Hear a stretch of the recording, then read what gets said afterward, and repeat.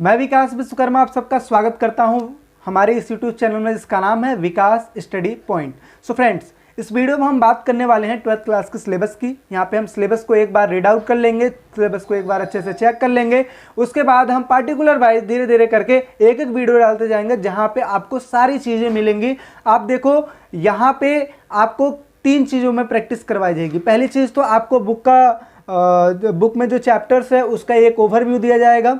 फिर उसके बाद आपको क्वेश्चन आंसर की तैयारी करवाई जाएगी। और तीसरा चीज़ जो 10 ईयर्स होता है, 10 साल के जो पेपर होते हैं उनको सॉल्व करवाया जाएगा। तो ये जैसा कि आपको पता है 3 चीज़ों में आपका चैप्टर कवर अप होने वाला है। तो इससे क्या होगा, आपके 100 आउट ऑफ 100 आने के चांसेस बढ़ जाएंगे। ठीक है, तो चलिए स्टार्ट करते हैं। 12th क्लास, जहाँ पे आपको पता है 2 आपकी बुकें हैं पॉलिटिकल साइंस की, भाग 1 और भाग 2। जहाँ पे देखिए, ये जो चीज़ है आपका समकालीन विश्व राजनीति, इसको इंग्लिश में बोलते हैं कंटेम्पररी वर्ल्ड पॉलिटिक्स। ठीक है, और जो दूसरा चीज़ है politics in India since independence, यानी कि स्वतंत्र भारत में राजनीति। आपकी 2 बुकें हैं, पहला समकालीन विश्व में राजनीति, दूसरा स्वतंत्र भारत में राजनीति। 2 टाइप्स की बुकें हो गई। अब कौन कौन से चैप्टर को हम कंसीडर करने वाले हैं उस चीज़ को देख लेते हैं। पहला जो हम चैप्टर यहाँ पे पढ़ने वाले हैं, शीत युद्ध का दौर। ठीक है, एक बार पूरे चैप्टर का एक ओवरव्यू लेंगे। ये बात याद रखिए, क्योंकि मेरा पढ़ाने का तरीका थोड़ा डिफरेंट है। चाहे मैं इंस्टीट्यूट में पढ़ाऊँ, ट्यूशन्स में पढ़ाऊँ, चाहे होम ट्यूशन में पढ़ाऊँ, चाहे मैं यहाँ पे पढ़ा रहा हूँ, डिफरेंट तरीके से मैं पढ़ाऊँगा ताकि हर एक चीज़ आपको अच्छे तरीके से समझ में आएगी। एक स्टोरी के माध्यम से हर एक चीज़ को समझाने की कोशिश करूँगा ताकि आपको चीज़ें समझ में आए। यहाँ पे मैं एक चीज़ और बता दूँ, अगर वो बच्चा जिसको किसी भी चीज़ में परेशानी है, कोई भी दिक्कत होती है, तो कमेंट सेक्शन में कमेंट करें, मैं उसके लिए सेपरेट वीडियो बना सकता हूँ। ठीक है, और चाहे तो वो मेरा नीचे डिस्क्रिप्शन में फ़ोन नंबर है, मेरे से कॉल करके बात कर सकता है और किसी भी चीज़ को पूछना हो तो वो पूछ सकता है। ठीक है, क्योंकि सपोर्ट करने के लिए मैं तैयार हूँ, बाकी आप हमें सपोर्ट कीजिए। ठीक है, क्योंकि आपकी वजह से हम हैं, और हम हैं तो आपको बहुत सारी नॉलेज आपको मिलेगी। ठीक है, चलिए, तो जैसा कि आपको पता है फर्स्ट चैप्टर का नाम है शीत युद्ध का दौर, दूसरे चैप्टर का नाम है 2 ध्रुवीयता का अंत, तीसरे चैप्टर का नाम है विश्व राजनीति में अमेरिकी वर्चस्व। ये क्या होगा, ये जो चैप्टर है इसको डिलीट कर दिया गया है। हालांकि इसमें हम डिलीट तो नहीं बोल सकते, इसका जो भाग है इसमें दे दिया गया है, यानी कि जो तीसरे चैप्टर को दूसरे चैप्टर में कंबाइन कर लिया गया है। इसके अलावा जो 4th है सत्ता के वैकल्पिक केंद्र, इसके अलावा सत्ता के वैकल्पिक केंद्र में नई नई चीज़ें हैं, अभी इस चीज़ को भी देखेंगे। समकालीन दक्षिण एशिया आपका 5वां चैप्टर है। इसके अलावा अंतर्राष्ट्रीय संगठन 6th चैप्टर है। समकालीन विश्व में सुरक्षा आपका 7वां चैप्टर है। पर्यावरण और प्राकृतिक संसाधन आपका 8वां चैप्टर है। और 9वां चैप्टर है वैश्वीकरण। ठीक है, ये थी आपकी फर्स्ट बुक के इतने सारे चैप्टर हैं, 9 चैप्टर हैं, जिसमें से एक चैप्टर नहीं आ रहा, मतलब ये दूसरे चैप्टर में ही कंबाइन हो गया है, इस वजह से टोटल आपके 8 चैप्टर हो गए। आई बात समझ में? अभी इसका ओवरव्यू लेंगे, कहीं घबराने की कोई जरूरत नहीं है। अभी मुझे पता है आप लोग को चीज़ें समझ में नहीं आएंगी, क्योंकि मैं एक बार बस पढ़ के सुनाया हूँ, पढ़ के थोड़ी ना होता है, अच्छे से समझना होता है ना। चलिए अभी समझाते हैं। दूसरी बुक में क्या है, राष्ट्र निर्माण की चुनौतियां, इसके अलावा एक दल की प्रधानता। देखिए इसमें क्या है कि इसको आपका फर्स्ट चैप्टर बना दिया गया और इसको दूसरा चैप्टर बना दिया गया। अब बात ये आती है कि ये जो दूसरा चैप्टर है क्या ये डिलीट हो चुका है? नहीं, ये डिलीट नहीं हुआ है, बल्कि अब देखिए फर्स्ट चैप्टर ये, दूसरा चैप्टर ये, तीसरा चैप्टर आपका ये, चौथा चैप्टर ये, 5वां चैप्टर ये। अब देखो इन दोनों का नाम चेंज कर दिया गया, चौथे और 5वें चैप्टर का, और जो ये वाला चैप्टर है आपका जो दूसरा चैप्टर था, इनको इसी में मिला दिया गया, यानी कि ये 3 चैप्टर, मतलब 3 चैप्टरों को मिलाकर 2 चैप्टर बना दिए गए। आई बात समझ में? इस वजह से इसको फर्स्ट, सेकेंड, थर्ड और 4th और 5th में आपका टोटल हो गया है। ठीक है, 1, 2, 3, यानी कि तीनों चैप्टर को मिलाकर 2 चैप्टर बना दिए गए। ठीक है, इसके अलावा जो 7वां चैप्टर है उसका नाम है जन आंदोलन। इसके अलावा क्षेत्रीय अंकाक्षा है आपका 8वां चैप्टर है। और भारतीय राजनीति में नवीन विकास, ये आपका 9वां चैप्टर है। तो यानी कि टोटल हमें चीज़ें क्या समझ में आई कि इसमें जो हम पढ़ने वाले हैं 8 चैप्टरों को पढ़ने वाले हैं, और इसमें भी हम कितने चैप्टरों को पढ़ने वाले हैं? 8 चैप्टर को पढ़ने वाले हैं। तो 8 ये और 8 है, 8 दूनी 16 चैप्टर को हमें पढ़ने हैं, और बाकी बहुत ही बेहतरीन तरीके से आप पढ़ने वाले हो, इस चीज़ की गारंटी मैं लेता हूँ। और आपके नंबर बहुत आने वाले हैं, यानी कि 100 आउट ऑफ 100 ही आएंगे, देखना। क्योंकि जिस हिसाब से मैं बोलूँगा उस हिसाब से आपको स्टडी करनी है, बाकी हेल्प करने के लिए मैं तैयार हूँ, बस मेहनत आपको करनी है।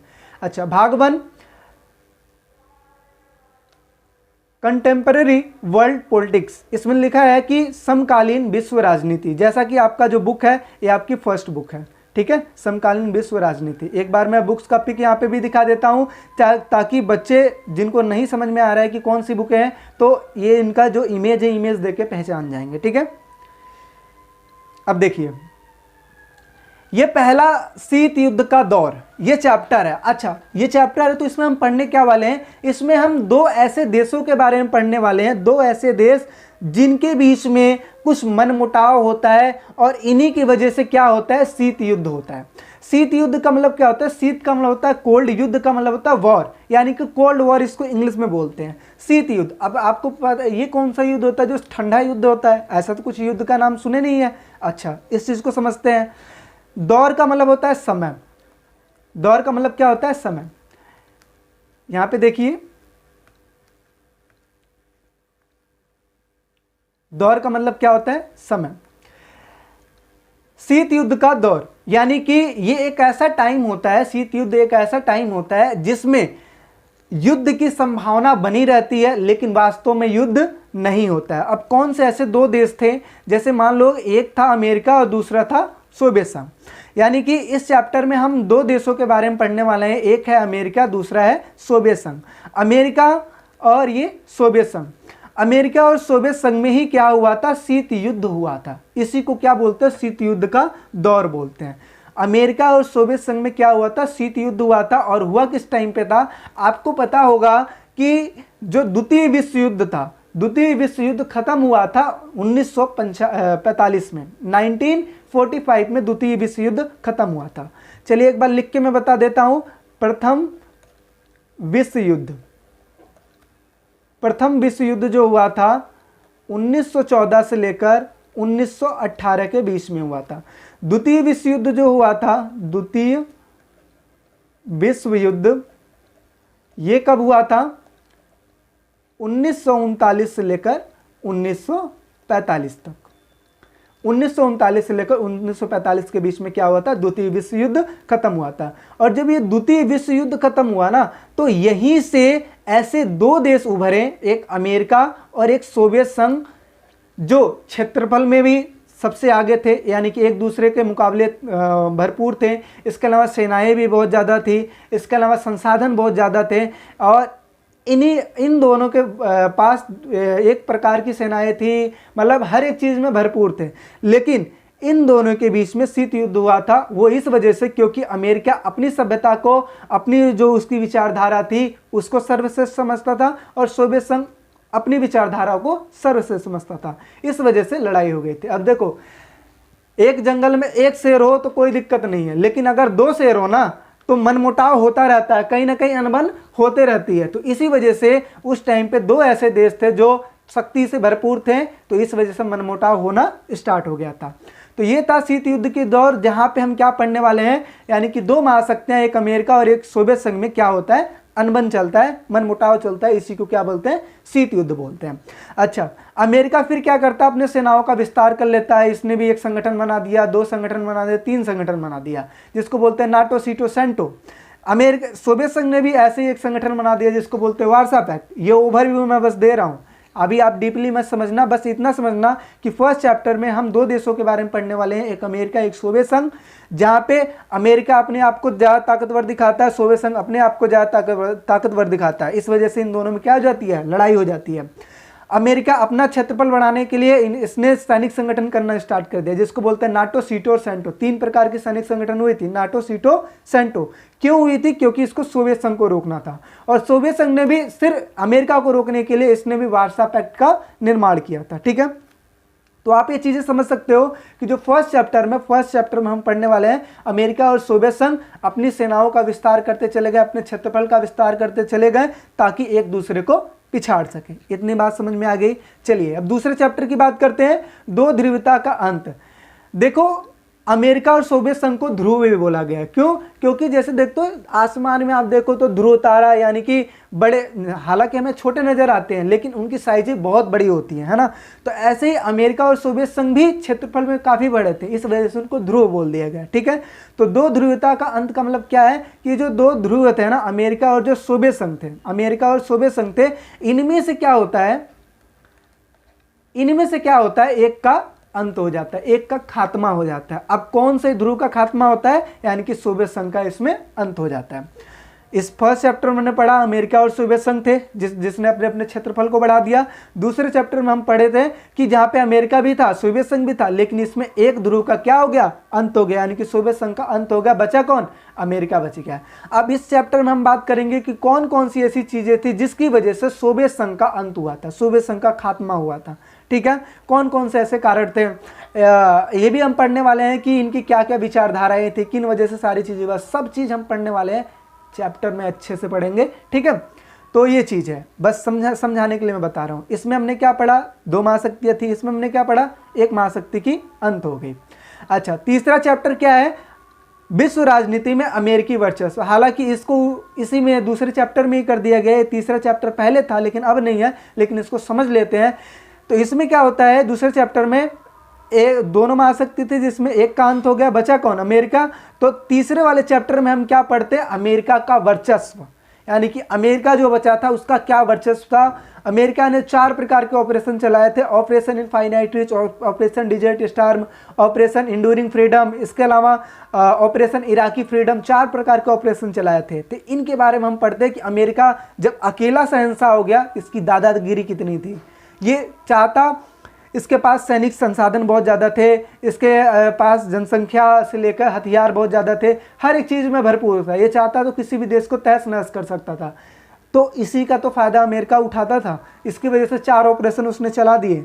तो इसमें हम क्या, अमेरिका के वर्चस्व के बारे में हम पढ़ने वाले थे कि अमेरिका का क्या क्या वर्चस्व था। ठीक है, तो ये था आपका थर्ड चैप्टर। आई बात समझ। देखो ये तीनों चैप्टर आपस में रिलेटेड है, यही तो है पॉलिटिकल साइंस का मजा। इसी की वजह से पॉलिटिकल साइंस पढ़ने में मजा आता है कि पहले चैप्टर में हमने 2 महाशक्तियों के बारे में पढ़ा, दूसरे चैप्टर में एक महाशक्तियों का खात्मा हो गया, बचा एक महाशक्ति। तीसरे वाले चैप्टर में हम एक महाशक्ति के बारे में पढ़ेंगे कि उसने जब अकेला हो गया कौन कौन सी चीज़ें की, अमेरिकी वर्चस्व।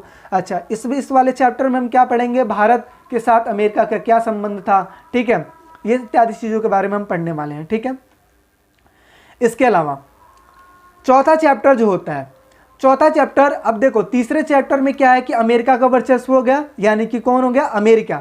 अब अमेरिका सत्ता के वैकल्पिक केंद्र का मतलब क्या होता है, वैकल्पिक का मतलब होता है ऑप्शनल। अब जैसे देखते हो कि एमसीक्यू होता है, एमसीक्यू में एक क्वेश्चन पूछ लेता है और 4 ऑप्शन दे देते हैं, उसमें से आपको समझ में आता है। हालांकि जो 4 ऑप्शन होते हैं, 4 ऑप्शन में एक सही होता है और आपको चूज करना होता है कौन सा ऑप्शन सही है। तो आप उसमें देखते हो, अच्छा पहला भी सही लग रहा है, दूसरा भी सही लग रहा है, तीसरा भी सही लग रहा है, तो आप कंफ्यूज हो जाते हो, है ना, कि कौन सा आंसर सही है। होते तो एक ही है लेकिन आप कंफ्यूज हो जाते हो क्योंकि हर एक आंसर मिलता जुलता रहता है, इस वजह से आप कंफ्यूज हो जाते हो। आपको लगता है अच्छा ये भी हो सकता है ना, तो आप क्या करते हो, एक आंसर को चूज कर लेते हो और वही सही हो जाता है। ऐसे इसी को बहुविकल्पीय बोलते हैं। तो वैकल्पिक का मतलब होता है ऑप्शनल, यानी कि अमेरिका के ऑप्शन में ऐसे कौन कौन से देश थे जो अमेरिका को टक्कर दे सकते थे। देखो पहली बात, मेरा पढ़ाने का तरीका डिफरेंस है, तो इस वजह से आपको थोड़ा समझने में दिक्कत तो नहीं होनी चाहिए क्योंकि मैं चीज़ों को बहुत अच्छी तरीके से समझा रहा हूँ। लेकिन इसके बावजूद भी थोड़ी सी जब हैबिट बन जाएगी ना, 1 2 3 वीडियो जब देखते जाओगे, हैबिट अपने आप बन जाएगी, कोई दिक्कत नहीं उसमें। ठीक है, सत्ता के वैकल्पिक केंद्र, यहाँ पे हम पढ़ने वाले हैं कि ऐसे कौन कौन से देश थे जो अमेरिका को टक्कर दे सकते थे। ठीक है, तो जैसा कि हम पढ़ते यूरोपीय संघ हो गया, इसके अलावा आप आसियान हो गया, ठीक है, इसके अलावा सार्क हो गया, इसके अलावा भारत हो गया, चीन हो गया। ठीक है, ये सारे देश अमेरिका को टक्कर दे सकते थे। इसमें क्या हुआ, इस बार सिलेबस में थोड़ी चेंजेस हुई है, इसमें ब्रिक्स आया है, इजराइल आया है। ठीक है, इनके भी बारे में हम पढ़ने वाले हैं कि ये ऐसे जो देश हैं जो उभरती हुई एक बोल सकते हो अर्थव्यवस्था के रूप में, मतलब देश में नाम बनाने वाले हैं। ठीक है, यानी कि एक ऐसे देश हैं जो छोटे छोटे हैं लेकिन इनका विकास इतनी तेजी से हो रहा है कि आने वाले टाइम में लोग ये मानने वाले हैं कि ये जो महाशक्तियां हैं, इन महाशक्तियों को ये टक्कर दे सकते हैं, यानी कि अमेरिका जैसे देशों को टक्कर दे सकते हैं। ठीक है, इसी को बोलते हैं सत्ता के वैकल्पिक केंद्र। आई बात समझ में कि ऐसे कौन कौन से देश है जो अमेरिका के मुकाबले सत्ता के वैकल्पिक केंद्र हैं। पांचवा जो चैप्टर है, पांचवें चैप्टर में समकालीन दक्षिण एशिया, इसमें हम क्या पढ़ने वाले हैं, जैसा कि आपको पता है ये है जो भारत, हालांकि मैप ढंग से बना नहीं लेकिन मैं बता रहा हूं मैं आपको, ये जो भारत है, भारत के पास में जितने भी देश हैं, ठीक है, जैसे हो गया पाकिस्तान हो गया, ये नेपाल हो गया, नीचे आपका श्रीलंका हो जाता है, ठीक है, इसके ऊपर यहाँ पे भूटान हो गया, ठीक है, ठीक है। तो इन सभी देशों के बारे में भारत के आसपास में जितने भी पड़ोसी देश हैं, अफगानिस्तान हो गया, इनमें कौन कौन सी विचारधारा चलती है, ठीक है, कौन कौन सी शासन प्रणाली चलती है, जैसे भारत में संसदीय शासन प्रणाली चलती है ना, ऐसे इनके बारे में पढ़ने वाले हैं कि कहाँ पे राजनीतिक प्रणाली कहाँ चलती है, लोकतांत्रिक प्रणाली कहाँ चलती है, इन सब चीज़ों के बारे में पढ़ने वाले हैं। यानी कि समकालीन दक्षिण एशिया में, एशिया यानी कि भारत के आसपास में जितने भी पड़ोसी देश हैं उनके बारे में हम पढ़ने वाले हैं कि भारत के साथ इनका क्या संबंध है, या इन देशों में कौन कौन सी विचारधाराएँ चलती है, कौन कौन सी प्रणालियाँ चलती हैं, ये जो हम पढ़ने वाले हैं, पाँचवें चैप्टर में पढ़ने वाले हैं। सिक्स चैप्टर जो आपका होने वाला है अंतर्राष्ट्रीय संगठन, अंतर्राष्ट्रीय संगठन में हम क्या पढ़ने वाले हैं, यूएनओ। अब इतने सारे देश हैं, आपको पता है इतने सारे देश हैं, इन देशों को चलाने के लिए एक अंतर्राष्ट्रीय संगठन होना चाहिए कि नहीं होना चाहिए।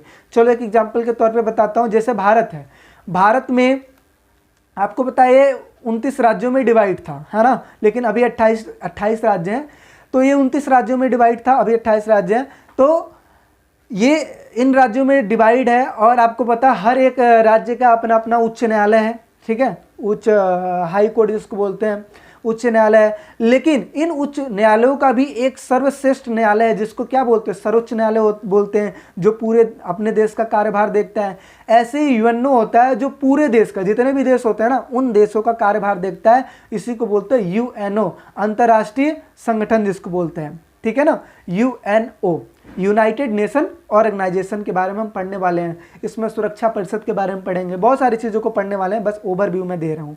आई बात समझ में, ये हो गया आपका 6 चैप्टर।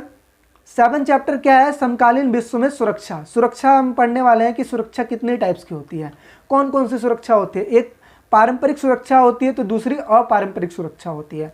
अच्छा, पारंपरिक सुरक्षा किसको बोलते हैं, अपारंपरिक सुरक्षा किसको बोलते हैं, सुरक्षा के कौन कौन से खतरे हैं, ठीक है, कौन कौन से नए खतरे हैं, या फिर सुरक्षा को कैसे बनाए रख सकते हैं, कौन कौन से देशों की भूमिकाएं होती हैं, इन चैप्टर में इन सब चीज़ों के बारे में हम कंसीडर करने वाले हैं, पढ़ने वाले हैं। आई बात समझ में, चलिए आगे पढ़ते हैं। पर्यावरण और प्राकृतिक संसाधन, पर्यावरण, इसमें हम इन्वायरमेंट के ऊपर पढ़ने वाले हैं। आज देख रहे हो विभिन्न प्रकार की बीमारियां देखने को मिल रही है ना।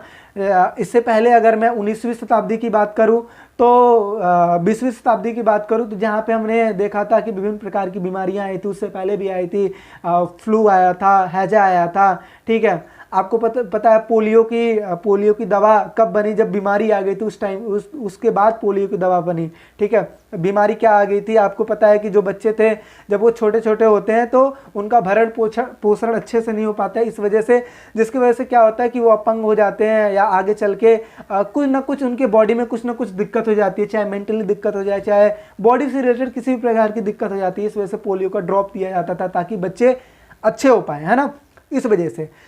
ऐसे ही देख रहे हो, पर्यावरण को हम जितना नुकसान पहुंचाएंगे उसकी वजह से क्या होगा, विभिन्न प्रकार की बीमारियां पैदा होगी। आज टेक्नोलॉजी इतनी बढ़ गई है, हम देखते बहुत सारी टेक्नोलॉजी बढ़ गई है, लेकिन इसका खामियाजा सबको भुगतना पड़ रहा है ना। तो पर्यावरण का मतलब ये है।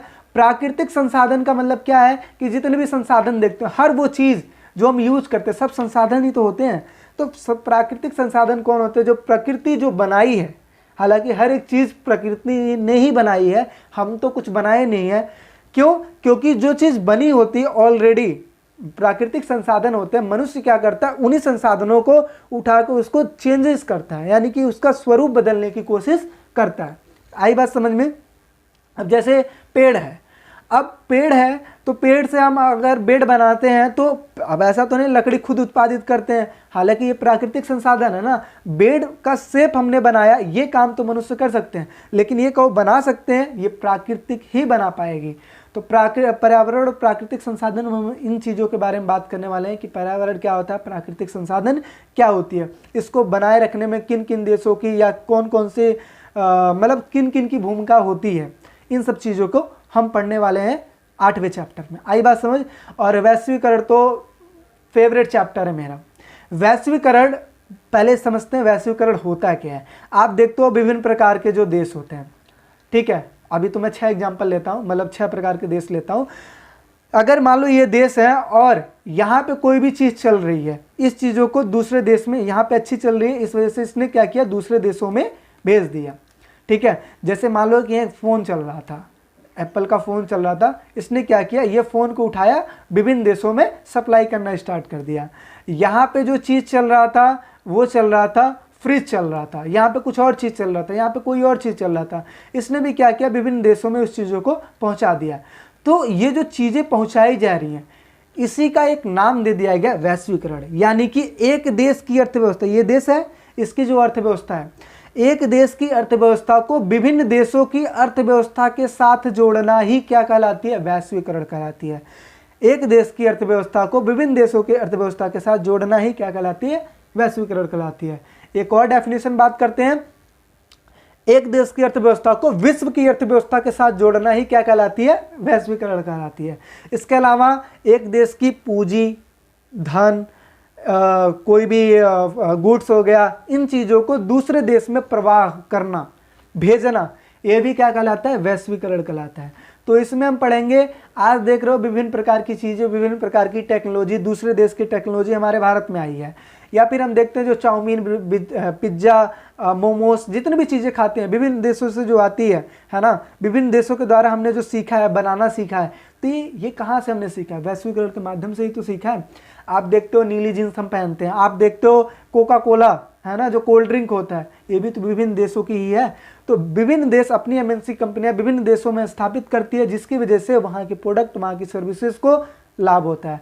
आप देखते हो जो मेट्रो, जो बुलेट ट्रेन है, ये कहाँ से मंगाई जा रही हैं, या फिर कहाँ का प्रोजेक्ट है, ये सब जापान का तो है। तो इतनी सारी चीज़ें हैं, आप देख रहे हो, जो दूसरे देशों से आती है, तो ये किन चीज़ों में कंसीडर किया जाता है, ये वैश्वीकरण में ही तो किया जाता है। तो इतनी सारी चीज़ें हैं जो हम पढ़ने वाले हैं 9वें चैप्टर में। आई बात समझ। एक बार और पता कर लेते हैं क्या क्या चीज़ हमने पढ़ा है। ये था आपका बुक का इंट्रोडक्शन, दोनों बुकें हैं, एक बार इसको देख लेना, ठीक है। यहाँ पे देखते हैं, ये बुक का हमारा फ्रंट पेज है, इस चीज़ को पढ़ लेना, देख लेना, ताकि चीज़ें समझ में आ गई।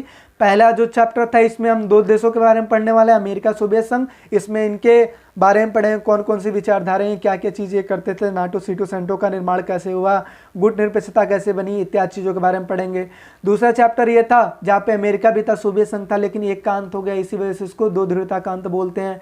तीसरा जो चीज़ था, इसमें शॉक थेरेपी के बारे में पढ़ने वाले हैं। इसके अलावा तीसरा जो चीज़ है, विश्व राजनीति में अमेरिकी वर्चस्व, जहाँ पे हम किसके बारे में पढ़ने वाले हैं, अमेरिका के बारे में पढ़ने वाले हैं। तो अमेरिका वाले चैप्टर का जो था वो खत्म हो चुका है, इस वजह से दूसरे चैप्टर में हम पढ़ेंगे इसी चीज़ के बारे में, जहाँ पे अमेरिका की दादागिरी देखते हैं कि कितनी सारी चीज़ें हैं, मतलब वर्णन करेंगे, ठीक है, ताकि आपको चीज़ें समझ में आई। इस वजह से इतनी सारी लैंग्वेजेस का मैं यूज़ कर रहा हूँ, ठीक है। अच्छा, सत्ता के वैकल्पिक केंद्र, इसमें हम क्या पढ़ने वाले हैं, अमेरिका के मुकाबले ऐसे कौन कौन से देश है जो अमेरिका को टक्कर दे सकते हैं। इसके अलावा 5वां समकालीन दक्षिण एशिया, इसमें हम देखने वाले हैं जो अमेरिका है, सॉरी जो भारत है, भारत के आसपास कितने देश हैं, कौन कौन से देशों में कौन कौन सी विचारधाराएं चलती है, कौन कौन सी प्रणाली चलती है, उसके बारे में देखेंगे। 6 चैप्टर यूएनओ के बारे में पढ़ेंगे, ठीक है। 7वां चैप्टर इसमें हम देखेंगे कि सुरक्षा कितनी प्रकार की होती है, सुरक्षा के नए नए स्रोत कौन से होते हैं, सुरक्षा से कैसे बनाए रखा जा सकता है, ठीक है, सुरक्षा को कैसे बनाए रखा जा सकता है, इन इत्यादि चीज़ों के बारे में पढ़ेंगे। 8वां जो चैप्टर है पर्यावरण और प्राकृतिक संसाधन, इसके बारे में पढ़ेंगे। जो 9वां चैप्टर आपका स्टार्ट होता है, ये क्या है, इसमें हम देखेंगे वैश्वीकरण के बारे में, यानी कि एक देश की अर्थव्यवस्था को विश्व की अर्थव्यवस्था के साथ जोड़ना ही वैश्वीकरण कहलाता है। ये देखो, अगर आप इसको देख लिए ना, आप समझ लो, और ये चीज़ जितनी भी चीज़ मैं बता रहा हूँ ये आपको याद होना चाहिए, ताकि आप बता पाओ इस चैप्टर में हम ये चीज़ पढ़ने वाले, इस चैप्टर में हम ये चीज़ पढ़ने वाले हैं, ये आपको पढ़ना है, बहुत ही बेहतरीन ढंग से पढ़ोगे। एक चीज़ यहाँ पे देखो, अगर मैं 100% बोलूँ तो 100% में आप ये समझ जाओ कि आपको 5% समझ में आ गई सारी चीज़ें। 5% का ओवरव्यू था, यही पढ़ने वाले हैं हम, क्या क्या चीज़ है, कितनी सारी चीज़ें हैं, ठीक है। अच्छा, मैंने बताया 3 चीज़ में हम चैप्टर को कवर अप करेंगे। एक तो मैं दूंगा ओवरव्यू दूंगा, दूसरा क्वेश्चन आंसर की सीरीज आएगी, तीसरी जो चीज़ है, तीसरा चीज़ जिसमें हम 10 ईयर की बात करेंगे, यानी कि 10 साल के जो 10 साल में कौन कौन से पेपर आए थे, कितने कितने क्वेश्चन आए थे, कौन कौन से ऐसे क्वेश्चन थे जो रिपीटेड हुए थे, कौन कौन से ऐसे क्वेश्चन है जिनके चांसेस हैं आगे आने के, इत्यादि चीज़ों के बारे में हम पढ़ेंगे। ठीक है, बाकी ये था चैप्टर का ओवरव्यू। पहली बुक मैंने पढ़ा दिया, अब एक एक चैप्टर करके पढ़ेंगे। बाकी एक चैप्टर, एक जब बुक खत्म हो जाएगी तो दूसरी बुक स्टार्ट करेंगे, उसके बारे में पढ़ेंगे, उसका भी फिर ओवरव्यू दूंगा। फिर उसके बाद क्या करेंगे, एक एक चैप्टर को कंसीडर करेंगे। बाकी वीडियो कैसी लगी कमेंट सेक्शन में बताइए, क्योंकि इतनी सारी चीज़ें आप लोग के लिए की जा रही है। आप लोग इसको देखिए अच्छे से और बताइए कि कैसा वीडियो लग रहा है और कौन कौन सी चीज़ पे, इसके अलावा और कौन कौन सी चीज़ पे आपको वीडियो की ज़रूरत है। बाकी थैंक यू सो मच, आप हमारी वीडियो देख रहे हैं। इसके अलावा अगर किसी भी प्रकार की हेल्प की ज़रूरत है, डिस्क्रिप्शन में मेरा नंबर है, आप एनी टाइम कॉल कर सकते हैं। ठीक है, और वीडियो देखने के लिए बहुत बहुत धन्यवाद। बाकी चैनल को लाइक करें, शेयर करें, सब्सक्राइब करें। मिलते हैं नेक्स्ट वीडियो में, अभी के लिए बाय बाय।